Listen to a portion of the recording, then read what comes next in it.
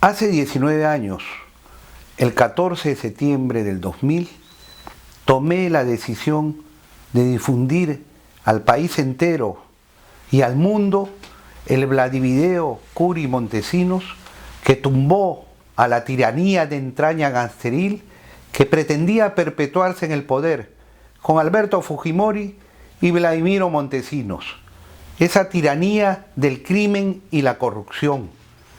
Todo empezó 2 semanas antes, cuando Lucho Iberico en el hemiciclo me dijo al oído, porque así teníamos que hablar, estábamos chuponeados, vigilados, intervenidos y amenazados, que había la oportunidad de obtener un Vladivideo de un congresista tránsfuga. Inmediatamente constituí un equipo porque teníamos que actuar con rapidez. La vida del informante corría peligro y la prueba más peligro aún todavía. Así que incorporamos al equipo a Gonzalo Carriquiri, secretario general del FIN, y a Francisco Palacios, un empresario que arriesgaba todo para poder financiar la protección de nuestros informantes. Así se vivía en el Perú del año 2000. Pocos días antes, 47 días antes, a sangre fría asesinaron a 6 trabajadores del Banco de la Nación el 28 de julio del 2000, para así deslegitimar la llamada Marcha de los 4 Suyos. Montesinos montó un operativo para que se dinamitara el local del Banco de la Nación y así llamar los terroristas y violentistas a los manifestantes demócratas. Tiempo atrás, una informante nuestra que fue determinante para ubicar los cadáveres de los 9 estudiantes y el profesor universitario de la Cantuta asesinados por Fujimori, Montesinos y el Grupo Colina. Esa informante, Mariela Barreto, ex agente del SIN, cuando descubrieron que fue ella nuestra fuente, fue descuartizada y cada parte de sus extremidades colocadas en diversas carreteras de penetración en el Perú, en Lima, para que vean lo que le pasa a quien osa desafiar al régimen asesino y criminal. Y debo decir que también hubo un intento previo de un funcionario del Congreso vinculado a un empresario de televisión que le habían quitado la nacionalidad y que era perseguido, Baru Sichel, tomó contacto para conseguir videos de la corrupción, abortando ese operativo y declarando Fabián Salazar que había sido víctima de torturas y mostró ciertas evidencias. Así que nos jugábamos el todo por el todo, nos jugábamos la vida misma. Logramos obtener ese Vladivideo pocos días antes del 14 de septiembre, pero mientras nuestros informantes se protegían, teníamos la promesa de obtener más Vladivideos.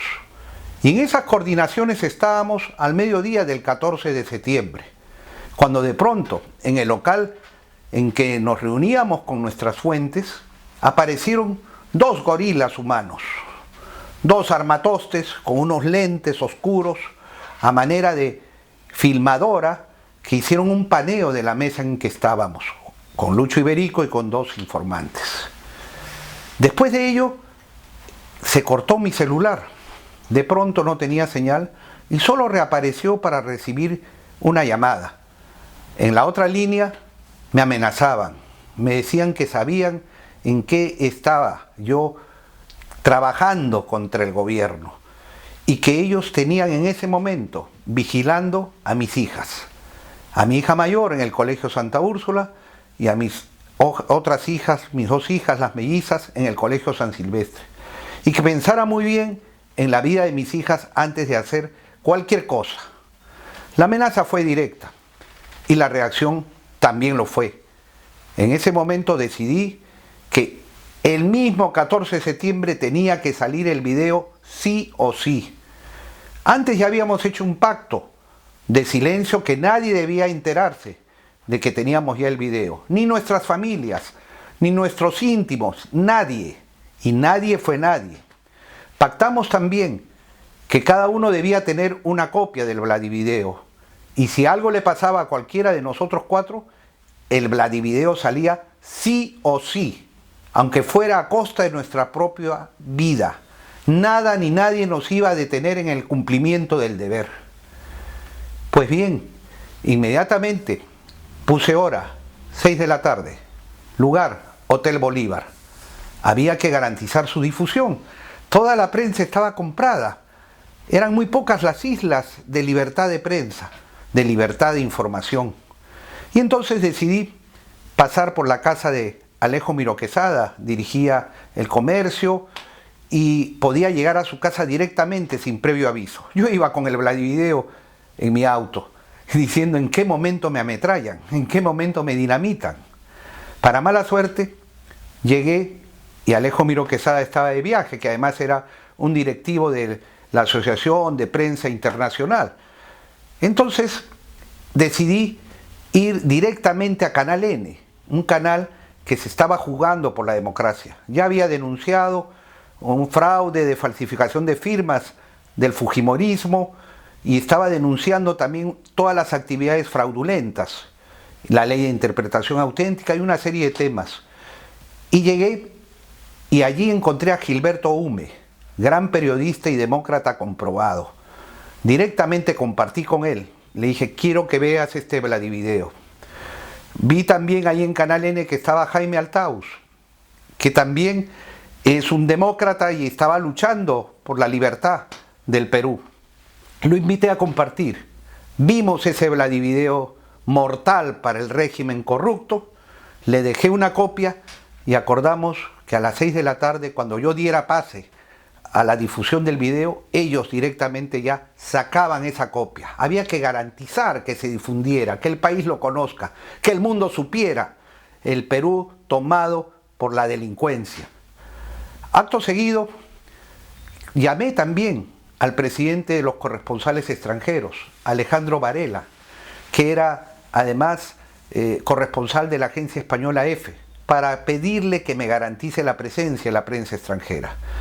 Y en lenguaje que él entendió, supo que era algo trascendente. ¿Cuál fue nuestra coartada para convocar a la prensa? Decir que el fin se retiraba de la mesa de diálogo de la OEA porque la OEA estaba consolidando al régimen que era producto de una ilegal, inconstitucional, fraudulenta reelección de Fujimori y Montesinos.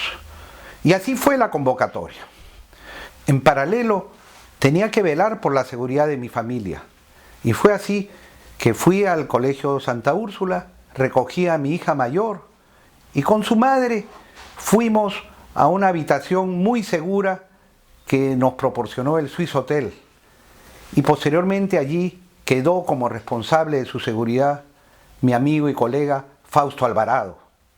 A mis otras dos hijas, las mellizas, las recogí en el hotel, en el Colegio San Silvestre, y sin avisar a nadie y eludiendo el seguimiento del cual era yo víctima, logramos llegar a casa de una amiga sin haberle anunciado para nada y con una serie de formas de ocultamiento, logramos allí internar a unas huéspedes inesperadas.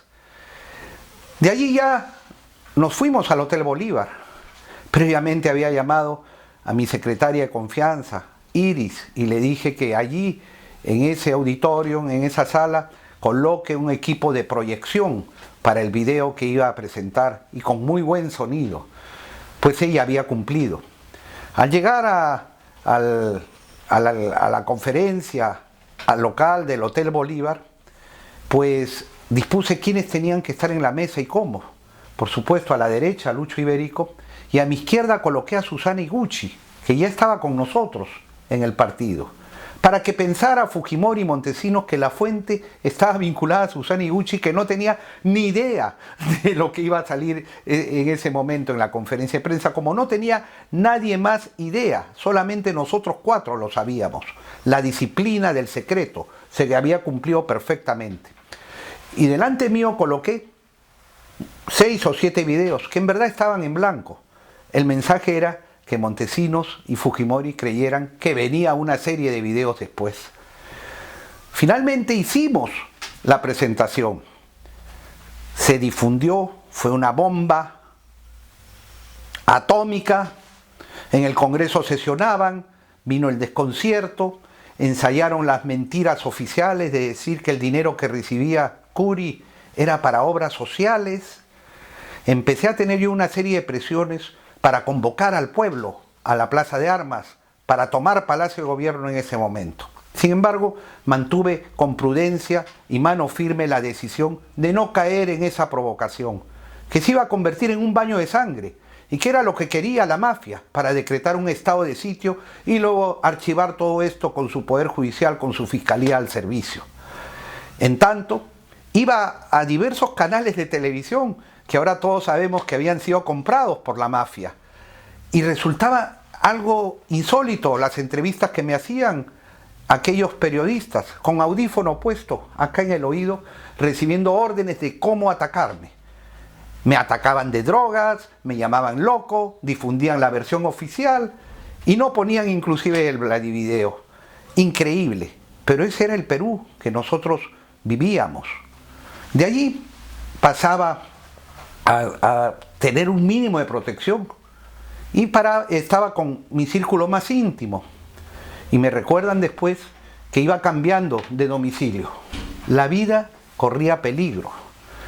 Y en uno de ellos, un congresista que era muy de mi confianza, que luego descubrimos que había sido un tránsfuga, pues de pronto me dice en la madrugada del 14 al 15 de septiembre que tenía un mensaje de la fábrica, así se llamaba al Servicio de Inteligencia y a Montesinos. Y el mensaje era que nos daban 50 millones de dólares a cambio de no sacar más Vladivideos y que le entregue lo que ya tenía. Evidentemente yo en ese momento lo tomé a broma, ¿no? No podía creerlo. Y le dije, déjate de hablar tonterías y punto. Y ni siquiera le presté importancia. Luego se supo que era totalmente cierto. Y nuevamente ahí estaba de testigo Fausto Alvarado, que estaba a mi lado en ese momento, ya habiendo dejado toda la seguridad protegida a mi hija mayor y a su madre.